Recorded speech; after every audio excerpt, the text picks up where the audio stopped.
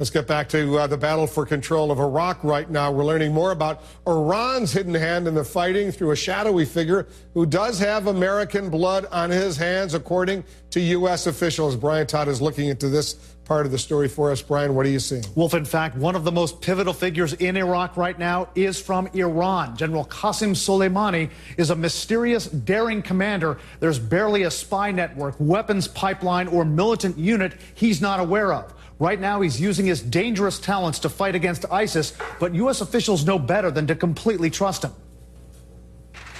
He's a powerful player in the war rooms and on the battlefields of Iraq, an aggressive, formidable commander, ruthless against his enemies.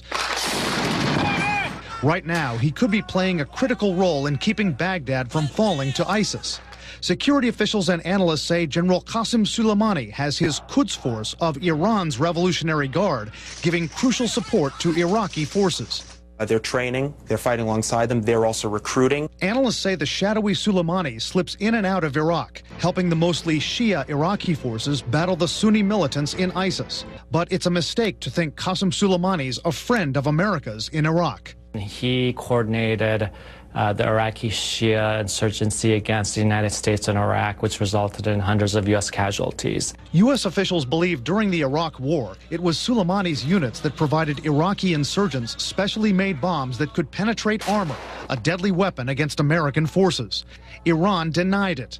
Soleimani's believed to have provided so many weapons, so much command and control for Bashar al-Assad, that he helped Assad turn the tide against rebel forces in Syria.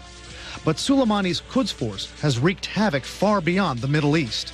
They manage assassination attempts. They manage a lot of the outside external activities for Iran in terms of spreading the revolution.